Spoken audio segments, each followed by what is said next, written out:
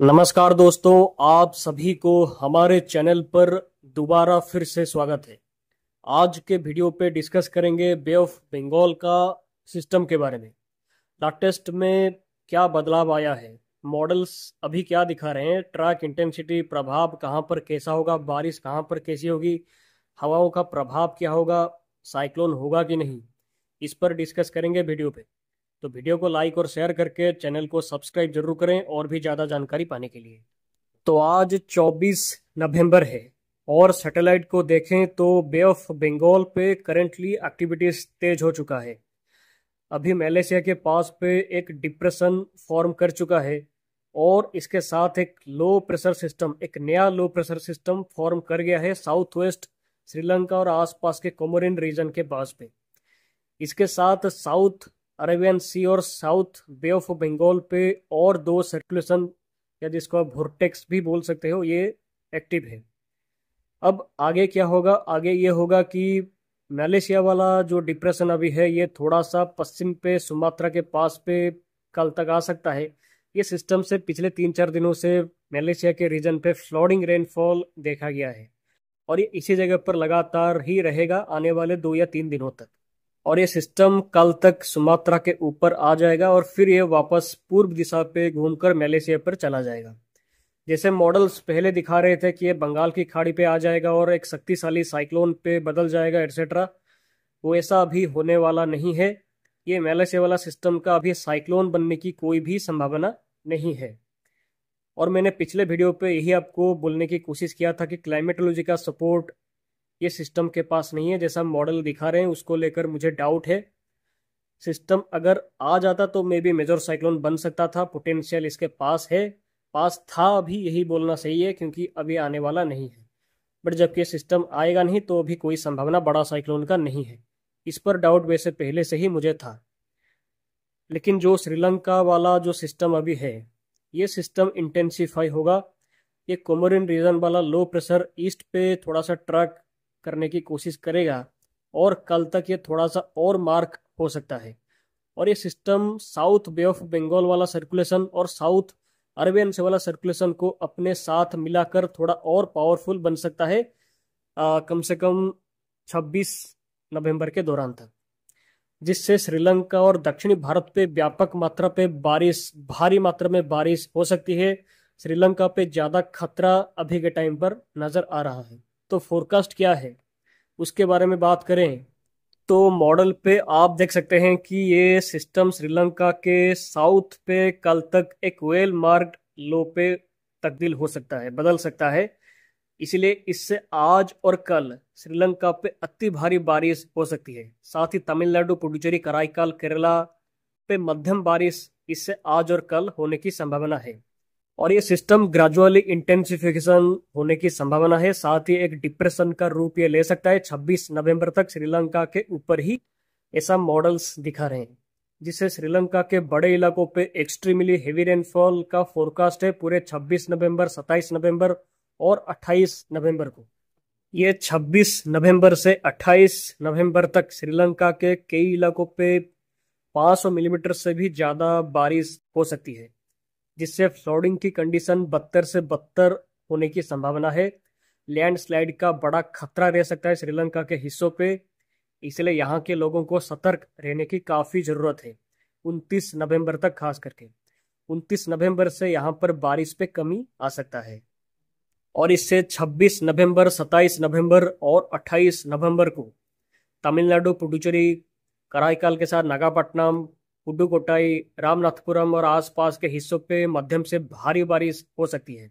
साथ ही 40 से 65 किलोमीटर प्रति घंटे की तेज हवा चल सकता है श्रीलंका के कोस्ट पे और south west bay of Bengal, Tamil Nadu के कोस्टल हिस्सों के साथ कोमोरिन रीजन पे 25 नवंबर से 29 नवंबर तक। और उसके बाद सिस्टम नॉर्थवर्ड मूवमेंट करने के साथ बारिश और हवाओं को भारत के आगे भी और प्रोग्रेस कराएगा, आंध्र प्रदेश, उड़ीसा के हिस्सों पे। इसके बारे में आगे बात करेंगे। तो मॉडल पे आप यह फोरकास्ट को देख सकते हैं।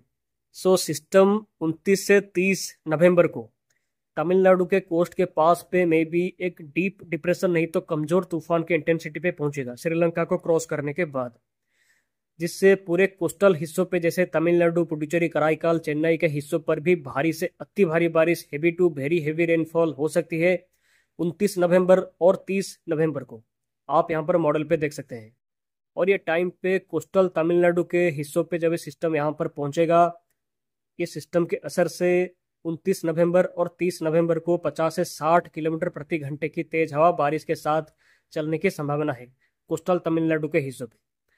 और 30 नवंबर को ये साइक्लोन टाइप का नहीं तो एक डीप डिप्रेशन टाइप का इंटेंसिटी के साथ उत्तरी तमिलनाडु और साउथ आंध्र प्रदेश के पास पे पहुंचेगा, जिससे 30 नवंबर को साउथ आंध्र प्रदेश पे भारी से अति भारी बारिश हो सकती है। और उत्तरी आंध्र प्रदेश, कोस्टल आंध्र प्रदेश और दक्षिणी उड़ीसा के हिस्सों पर भी 30 नवंबर से बारिश बढ़ना शुरू कर सकता है इस सिस्टम के असर से। आप मॉडल पे देख सकते हैं। आप मॉडल पे देख सकते हैं कि साउथ और कोस्टल आंध्र प्रदेश के हिस्सों पे भारी बारिश और कुछ हिस्सों पे अति भारी बारिश हो सकती है। 50 से 60 किलोमीटर प्रति घंटे की तेज हवा के साथ ये बारिश हो सकती है सिस्टम के असर से 30 नवंबर और 1 दिसंबर को। और ये सभी हिस्सों पे बारिश 2 दिसंबर तक जारी रह सकता है। खास करके पूरे आंध्र प्रदेश के हिस्सों पे 2 दिसंबर तक भारी बारिश कई इलाकों पे जारी रह सकता है। तमिलनाडु पे बारिश 1 दिसंबर के बाद कम हो सकता है क्योंकि सिस्टम आगे चला जाएगा। ऐसा फोरकास्ट है कि मे बी ये कमजोर तूफान का इंटेंसिटी पे आंध्र प्रदेश के मछलीपट्टनम के पास पे कोस्ट को क्रॉस कर सकता है 1 दिसंबर को। थोड़ा ट्रैक पे ऊपर नीचे होने की संभावना है क्योंकि सिस्टम पे लगातार ट्रैक में बदलाव होते रहते हैं, इसलिए ट्रैक पे थोड़ा ऊपर नीचे हो सकता है। May be south Andhra Pradesh के पास पे मछलीपट्टनम के थोड़ा नॉर्थ साउथ पे कहीं पे क्रॉस हो सकता है, ऐसा फोरकास्ट निकल कर आ रहा है। एक साइक्लोन का इंटेंसिटी पे नहीं तो एक डीप डिप्रेशन का इंटेंसिटी पे ये सिस्टम क्रॉस कर सकता है आंध्र प्रदेश को। तमिलनाडु के पास भी मे भी क्रॉस कर सकता है, लेकिन अभी थोड़ा क्लैरिटी आना बाकी है। बट इंटेंसिटी ज़्यादा होने का संभावना अभी के टाइम पर नहीं है, ना ही कोई बड़ा साइक्लोन होने की संभावना नहीं है, लेकिन बारिश बहुत ज़्यादा मात्रा में होगी। हालांकि इससे 30 नवंबर से छत्तीसगढ़ के हिस्सों पर भी बारिश बढ़ सकता है और 1 दिसंबर से 3 दिसंबर तक उड़ीसा, छत्तीसगढ़ के कई इलाकों पे मध्यम से भारी बारिश कुछ हिस्सों पे होने की संभावना है। लेकिन दक्षिणी उड़ीसा पे भारी बारिश और कुछ हिस्सों पे अति भारी बारिश भी हो सकती है 1 और 2 दिसंबर को। आप मॉडल पे देख सकते हैं। और ये सिस्टम से वेस्ट बंगाल, झारखंड के हिस्सों पर भी कुछ हल्की बारिश का संभावना है 2 दिसंबर को और 3 दिसंबर को भी। और उड़ीसा के हिस्सों पर 1 से 3 दिसंबर तक बारिश का संभावना जारी रह सकता है। ये सब बारिश ये सभी हिस्सों पे होने के चलते फसलों को नुकसान की संभावना ये सभी हिस्सों पे हो सकती है, इसलिए किसान भाई ये सभी हिस्सों पे जो रहते हैं यहाँ पर थोड़ा ध्यान दें। हालांकि अभी के हिसाब से इसका बहुत ज़्यादा कुछ इंटेंसिफिकेशन होगा ऐसा लग नहीं रहा है, बट साइक्लोन का संभावना अभी भी है। और साउथ आंध्र प्रदेश के पास पे इसका लैंडफॉल या क्रॉस हो सकता है एक डीप डिप्रेशन नहीं तो साइक्लोन का इंटेंसिटी में 1 दिसंबर को। मे बी एक सीवियर साइक्लोन भी ये बन सकता है, लेकिन अभी इसमें थोड़ा टाइम है क्लैरिटी आने पे। अगर इंटेंसिटी और इंक्रीज होने का संभावना बढ़ा तो आपको जानकारी हम देंगे।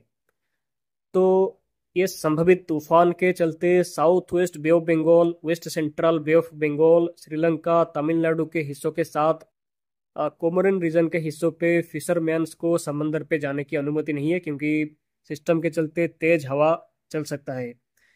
तो पूरे बारिश कहाँ पर कैसा होगा आप स्क्रीन पर फोरकास्ट पे देख सकते हैं। वैसे अभी के हिसाब से आज ऑफ नाउ इससे सबसे बुरा हाल श्रीलंका के हिस्सों पे हो सकता है क्योंकि श्रीलंका के ऊपर ही ये सिस्टम स्टे कर सकता है 26 से 28 नवंबर तक, साथ ही इंटेंसिफाई भी कर सकता है। इसलिए ज़्यादा बारिश, फ्लडिंग रेनफॉल, 500 से ज़्यादा mm की बारिश कई इलाकों पे होने को लेकर फोरकास्ट लगातार निकल कर आ रहा है। ECMWF AI मॉडल लगातार इसको 7 से 10 दिन पहले ही दिखा रहा था। एक्चुअली में ये काफ़ी कमाल की बात है कि एक मॉडल AI मॉडल ऐसा एक्यूरेटली फोरकास्ट कर रहा है लॉन्ग रेंज पे। वैसे 4 दिसंबर के बाद एक पश्चिमी विक्षोभ उत्तर भारत को इम्पैक्ट कर सकता है, जिससे 4 दिसंबर से 8 दिसंबर के दौरान उत्तर भारत के पहाड़ी हिस्सों पे हल्की बारिश, हल्की बर्फबारी हो सकती है। और उत्तर भारत के मैदानी हिस्सों के साथ उत्तरी पाकिस्तान के हिस्सों पर भी कुछ हल्की बारिश इससे हो सकती है।